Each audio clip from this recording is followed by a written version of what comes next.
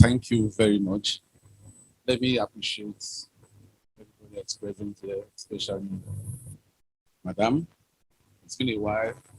I'm sure the COVID has kept everybody.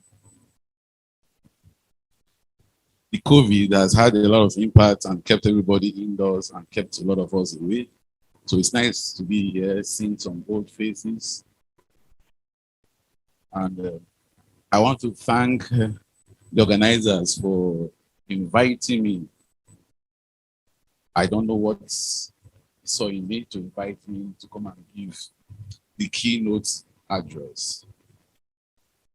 First of all, let me congratulate the staff and management of EPSS for attaining this milestone, and especially for the managing director,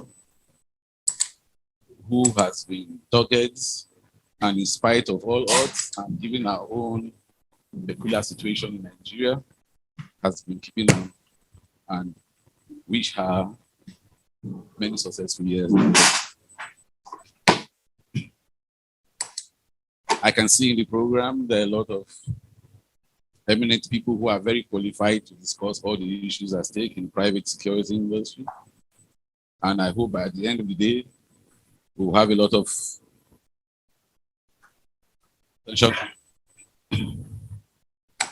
The theme I'm meant to speak on, security industry, a new Vista or something like that, right? I continue to ask myself, private industry, do we really have a private industry? What is a heat within the economy must also act like other industries. And what does other industry, what do they really do? They are better organized, both self-regulating and government or corporate regulation. And that's why their inputs or their activities are better captured by the government, and the government will see how they can assist that. My little talk, we just go around governance structure of the private industry. If we look at the telecoms industry, manufacturing, aviation, the banking and finance, advertising, go all and on, you will see how that industry is structured. So let us ask ourselves, is the private security industry structured in that manner? So like the thing said, talking of a new Vista, what a Vista means is that we are looking ahead. What can we do better? What is the state of the industry today, and what can we do better? And I will be able to say that the private industry today is still operating at a very, very, very low level, that I feel the potentials in the industry is still yet to blossom. And the country is losing from that loss, or from that lack of tapping the potentials of that industry. And like it is today, there's no more opportune time than today, because everybody is now a security expert in this country. The buzzword of the currency today is security.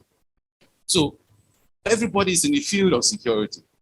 So we cannot distinguish who are the professionals and who are the real security. So everybody can call himself a security man. It's just like I have somebody in my house, they say it's a security man. I say it's a gate man, it's not a security man. There's a difference between a gate man and a security man. So I think we should move from that level of having, even some of the people we deploy as guards, some of them are gate men, not security men. And I'm sure all of us know what I'm talking about. And you find out that when we deploy some of them are turned to personal servants and that kind of thing. But the point I'm trying to make is that the industry holds a whole lot.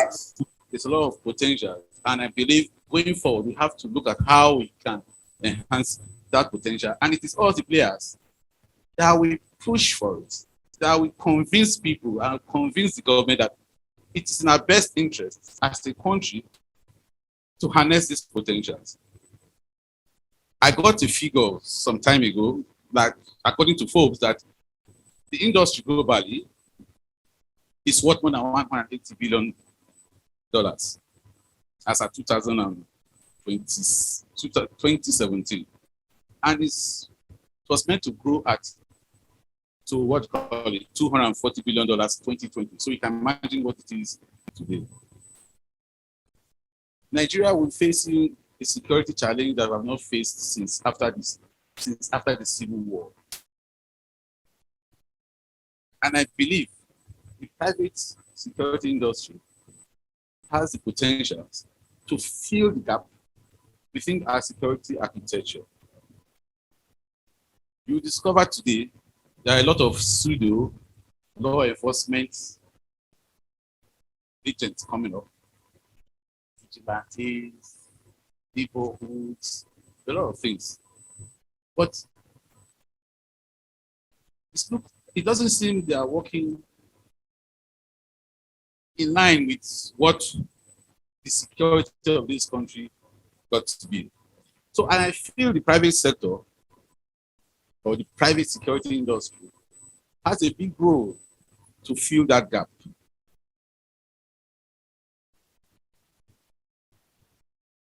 What are the challenges? I will sum the challenges facing the private security industry from the conclusion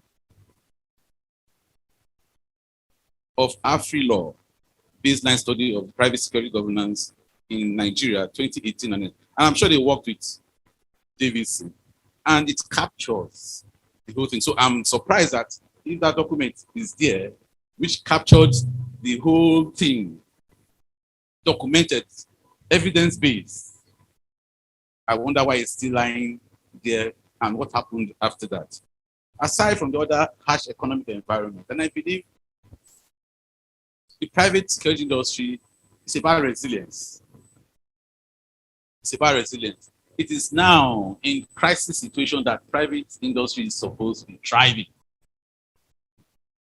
Building resilience for the country, for the businesses. I will just surmise the challenges as put forward by AfriLaw by their studies between 2018 and 2019. He said, the private security companies are but evil with many challenges, including outdated and ineffective Private Security Company Act of 1986, poor and inadequate legal and regulatory framework, resulting in poor monitoring and supervision by the regulatory authority, poor operational standards and code of conduct, poor labor benefits, human rights violations, prevalence of a registered private security company, lack of professional development, and the added complicity in the Niger Delta region. That is not my conclusion. And I'm sure this conclusion was based on it, but I'm sure it resonates with a lot of us. And I won't say more because looking at all these challenges, it's real. And if these challenges are not addressed, we will still remain where we are. So I want to believe by the time we finish the panel discussed today, we should be able to find a pathway on how to strategize and meander through this visit. The private security industry is like the sky. Everybody can fly and it would be a win-win situation for everybody. And I also believe if the industry players don't come together, at the end of the day, we'll all be the losers. Because I was just listening to when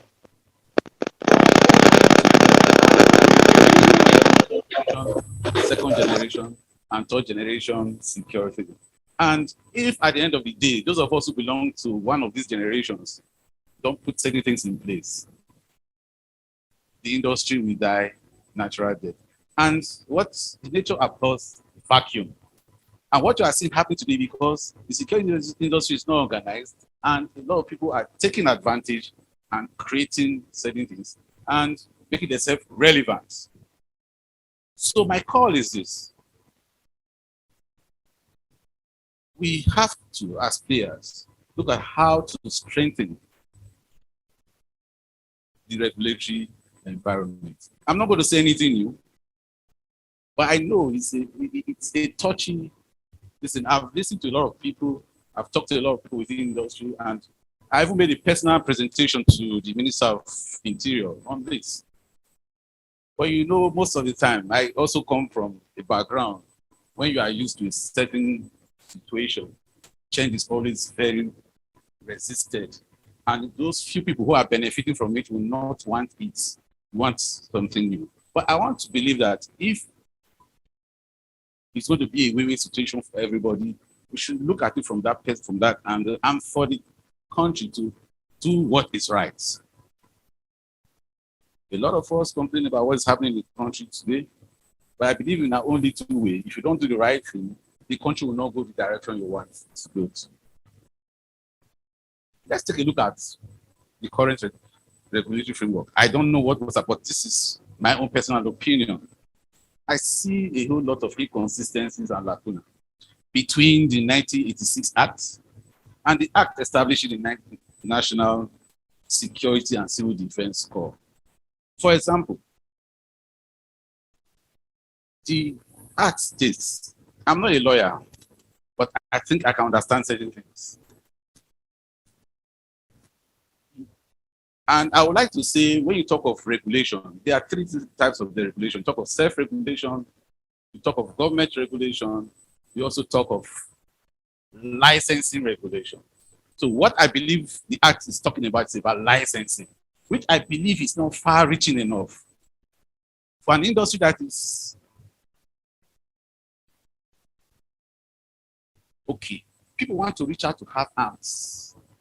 Private guy want to bear arms. And you think this regulatory regime can suffice for people to bear arms? I'm coming from a background where I know bearing arms is not just for anybody. It has to be highly regulated. So people I've gone to conferences or amongst all people clamoring to bear arms and everything. You cannot bear arms in this under this regulatory framework that we have today. So we have to say the facts to ourselves. So what that Act says, and I don't know whether it has been changed, because I wrote this some 1 or 2 years back. It says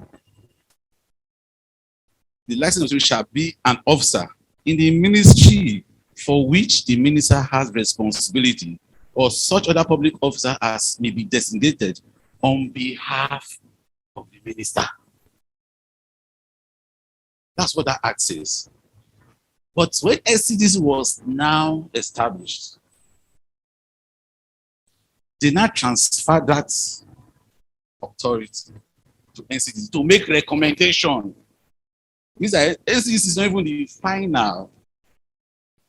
But as human beings, when some of those authorities come into our hands or those things come to our hand, sometimes maybe they are either misuse them. And my position is this. It is inconsistent. And that's why if you see that when NCDC wants to enforce certain things within the industry, they get, I know there are 2 court cases in 2017 and 2020, where a hotel or University of Calabar, NCDC, and they told them point blank that they don't have that authority they want ties. And when the NCDC came out with some regulations to see how they can exercise that authority, a law firm, Oyebode and Aluko, in 2017 said, look, they don't have the local standing to do that because the law does not give them that authority to come and what the law says they should recommend. They didn't say they should regulate. It's beyond their scope. Then I also ask myself some questions. If any NCDC is even the regulation about the authority, by what's the law establishing? I think their main task, their main responsibility is spelled out there. And what has happened over the time is even the law enforcement agents are even going into protecting. So if NCDC itself is going into deployment of people into private, it means there's conflict. So if there's conflict, how do you regulate the industry? And also, I've seen a lot of people do their registration with their licenses with NCDs. I know what bureaucracy. I don't run a company. I know, and the law restricts them to is what we know.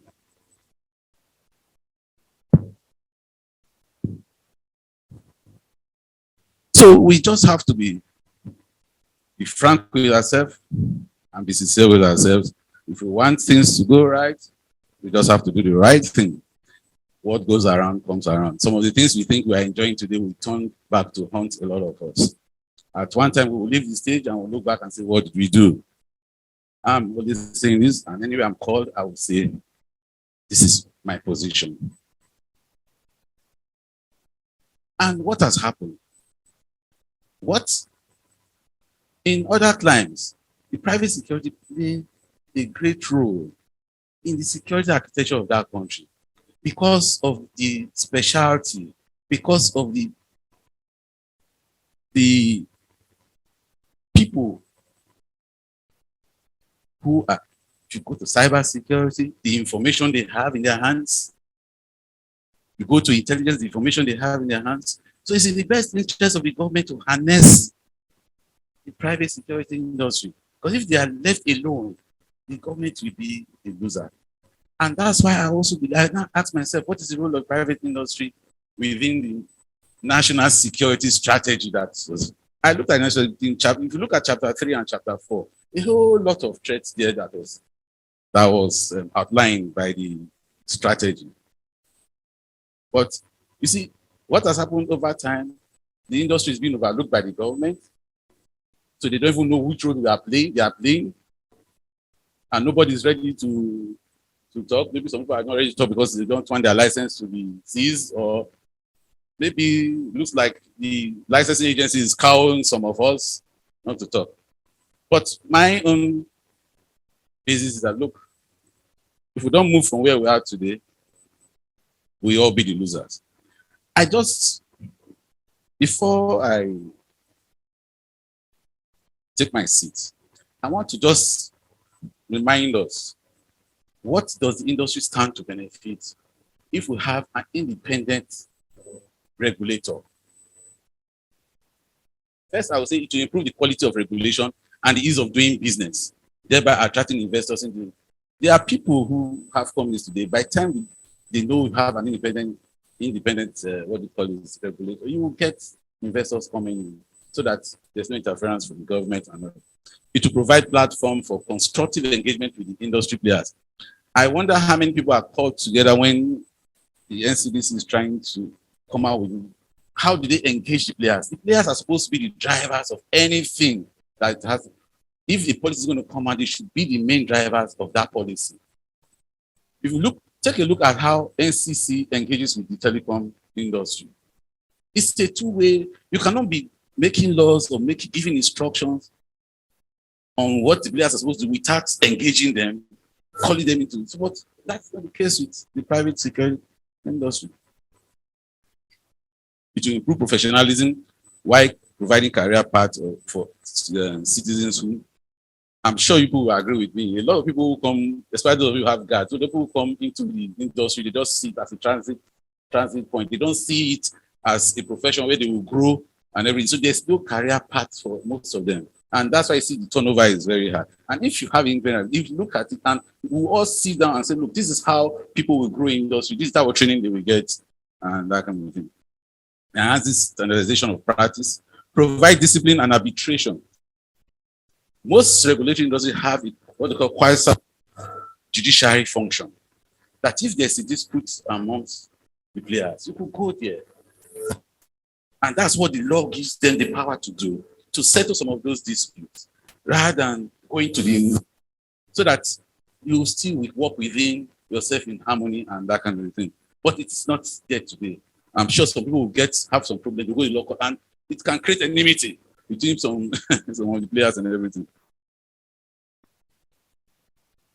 Like I said, it will provide a viable platform for the industry to interface with government and other key stakeholders. It's not going through a third party. And that if you have a regulator, because the regulator will, in the body of the regulator, you have the players who are part of the decision-making process, not somebody making decision on your behalf. To expand the scope of the industry, because everybody will have their own specialization, affiliations, and accredit academic programs and research. But now everybody is doing his own bit in his own way, the way he understands it and everything. Some people who specialize in just maybe providing education, and the rest you register as such, and giving accreditation and accreditation. It will enhance the ability of the industry to contribute to crime prevention and community safety. It's like most states want to come up with some security. Who are they calling? Who is advising them? Who are to them? It doesn't mean because I was a military man. It doesn't mean I was a military man. I am good in private. I have to go and study it.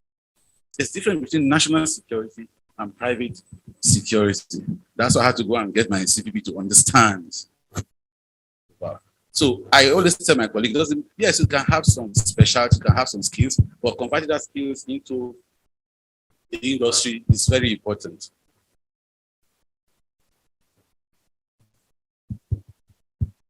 Also, you find that some of the people we employ can be a danger to the society.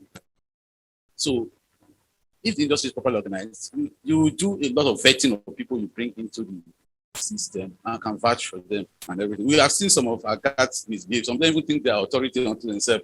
They want to even behave like the way our law enforcement behave. We like uniform too much. But the difference between that is that if you have a guard that misbehaves, it can soil brands. So you have to train them very well too. Like I said, to prevent conflict of interest, to enhance flexibility in the industry to respond to dynamics and everything. So there are lots for us as players in the industry to benefit. I have a lot of my colleagues who are in the industry, but you find that everybody is just operating on his own, and sometimes they might not know to some of them. They don't have any standards and everything.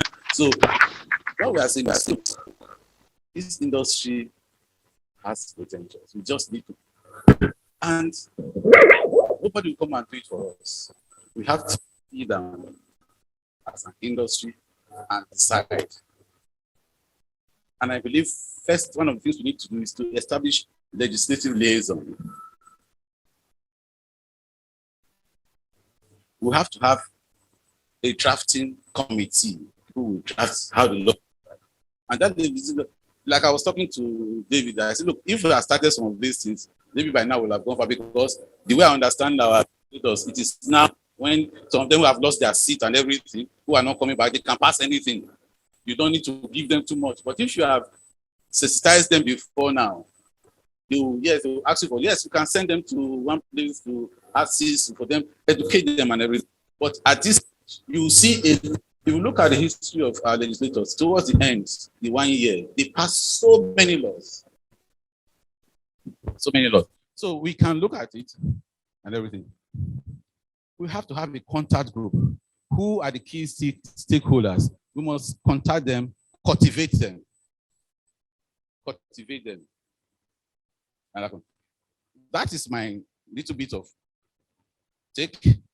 What I expect is after this, we should look at the 1986 Act, either to repeal it or to amend it. Then expunge that responsibility for being from the hands of NCDC. NCDC has a lot of work to do. They need to build capacity in their primary assignment.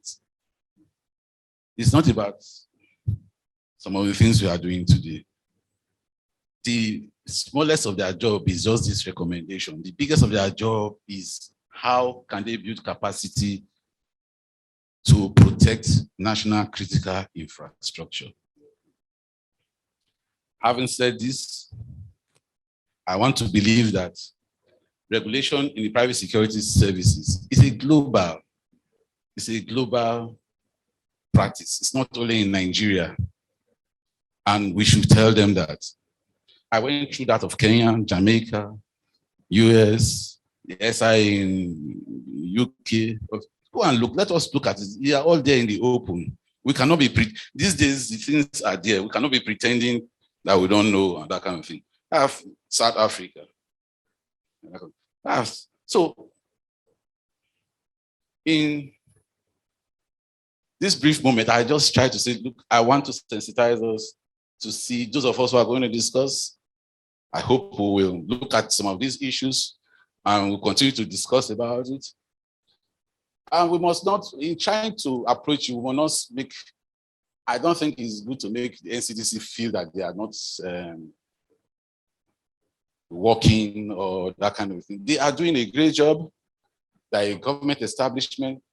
But I also conclude that it's a misnomer for a government agency enforcing law to also be a regulator and also be doing the things that even the private security industry, if you go, in Abuja estates, they are guiding estates, they are guiding individuals and everything. I was in a forum, I'm in a committee, so we should look at some visit.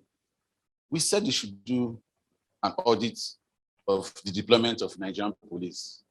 If you look at what has happened, you cannot see police in the local areas. Most of them are in the city. The police will prefer to go and guard individuals, companies, and that kind of thing.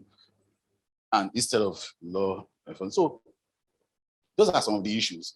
And if the private sector can get themselves organized, those vacuum or those gaps can be filled by the private sector. But for us to do that, there's a precondition that we must organize ourselves.